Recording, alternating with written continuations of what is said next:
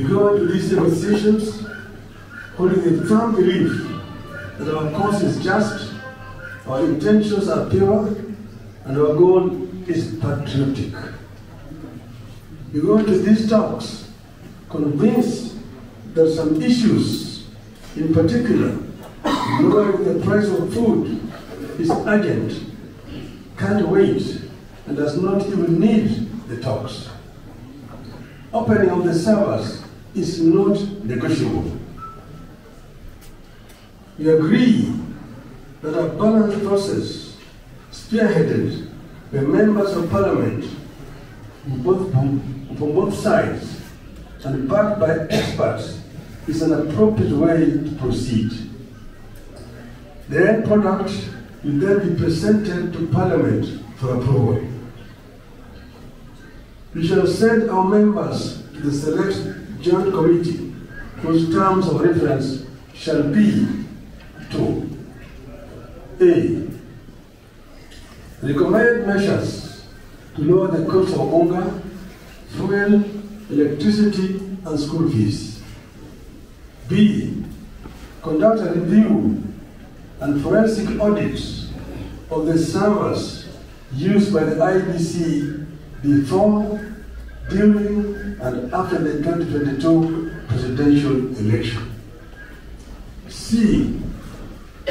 Review the appointment and dismissal of IEBC commissioners, including their tenure of office, and recommend institutional, policy, legal, and constitutional mechanisms to structuring and reforms of the IEBC. D. Consider the constructing of IEBC by devolving structures to counties, and whether the country really needs commissioners working on a permanent basis. E. Recommend legal, policy, and institutional reforms to strengthen and improve the electoral system and processes to entrench a culture of free and fair elections, administered in an impartial, transparent, simple, accurate, verifiable, and secure system. F. Review the circumstances that led to the dismissal of the IEBC commissioners, commonly known as the Cherera Form, and reinstate them in office. G.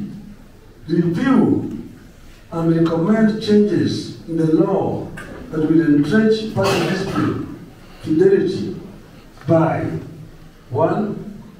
Requiring MPs who cross party lines after the elections to seek a fresh mandate from the electorate.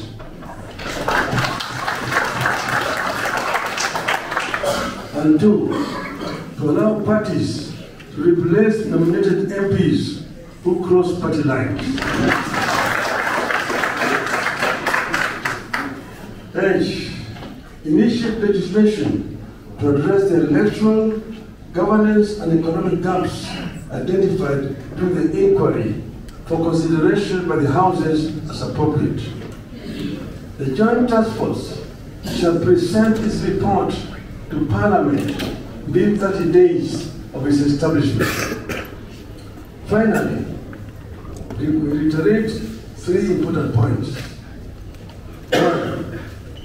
As J.F. Kennedy said, and I quote, "Civility is not a sign of weakness, and sincerity is always subject to proof." 2. The rights to assemble, demonstrate, petition, and speak are ironclad as provided for in our Constitution. 3. We reserve our right to call for demonstrations should this process not bear fruit. Should there be no meaningful engagement or response from Kenya Kwanza, we will not hesitate to mobilize Kenyans to demand their rights within the framework of Article 37 of our Constitution. We are driven by the concern that in spite of the 2010 Constitution, our political culture retains a winner-take-all system. This is what has clearly been demonstrated by the Odinga regime. This monopoly of power by hook or crook by the party in the State House can only be rectified with a thoughtful, deliberative process involving all Kenyans. We need a proper constitutional review to cure the governance defects in the 2010 Constitution and remove the last vestiges of an imperial presidency. In our dialogue with Kenya Kwanza, we'll be putting this matter on the table. Thank you, and God bless Kenya.